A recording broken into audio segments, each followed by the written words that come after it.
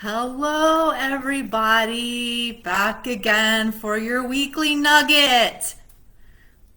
Okay, the weekly nugget we're going to talk about today is so I started working back at the VA and I have to do all this online training, right? All these trainings about HIPAA and, all this other stuff about medical privacy and stuff like that.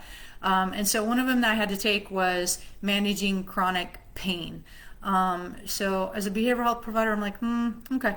But pain really is related to your behavioral health, right? So with pain management, a lot of people come in and they think the goal of pain management is to remove their pain. Really, the goal of pain management is to build health. There's a difference. One is focused on removing a negative, where the other one is about enforcing a positive.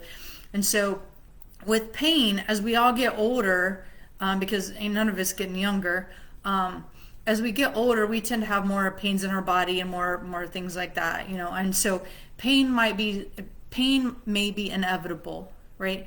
But the suffering and the misery that comes with it is optional. You don't have to be miserable in your pain, right? And so you can learn how to manage your pain, and some of it is just how you look at a situation. Like when I was in Germany, it was so cold in the morning at 5 o'clock, 6 o'clock in the morning when we're doing PT and we're out there in shorts and t-shirt. It was stupid, ridiculous cold at 15 degrees wearing that, right? And I could complain about it, and my complaining about it made it that much worse. But when I just learned to accept it and just go roll with it, it made my misery and my pain a lot less, just because I wasn't in misery about it.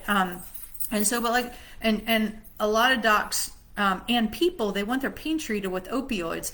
Opioids are so much a big part of the problem, and they're seldom a part of the solution with pain management, because there's so much addiction that happens off of it.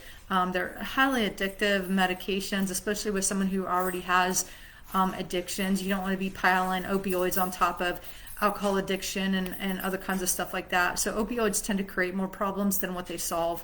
And so you are responsible for your own health, and just really taking the bull by the horns and taking care of your own health, creating small goals for yourself. Because when we create too big of a goals, we just don't complete them, and we get so overwhelmed. It's just like, oh, I'm never going to do this, I'm never going to make that goal. And so creating small goals, and then thinking like an athlete. When we think like an athlete will have their season of their event, right? And so they're going to train for it, and they're going to do really well in it and all this other stuff, right? And then the off season is going to come, and they have a choice on what they're going to do. So they can keep training a little bit and drop down their level of training and their intensity of it. But when it comes that season again, they're going to have to ramp back up again. So they're not going to stay in that same super high level of health typically all year round. They're going to be at their top performance during the season of that game. And so it's okay. And when you go back into getting back into health, it's going to be a little bit of a ramp up. And so kind of expecting that and knowing that our bodies are breaking down every day. I mean, each day we're getting less, not less healthy, but our bodies are breaking down every day as we get older. Just things aren't working, like we're getting elbow pains and knee pains and, whatever else kind of conditions. Some of those we bring on ourselves because of our unhealthy diets and lifestyles.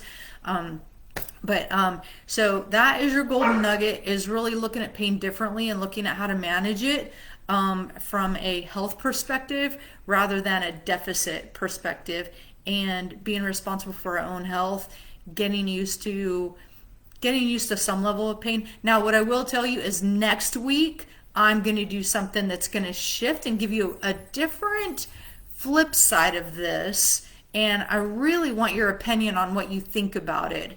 As far as what we'll be talking about next week. It's really different from what you're typically going to hear. All right. So my dog is calling for me. So I'll see you guys next week, and have a great week. Bye.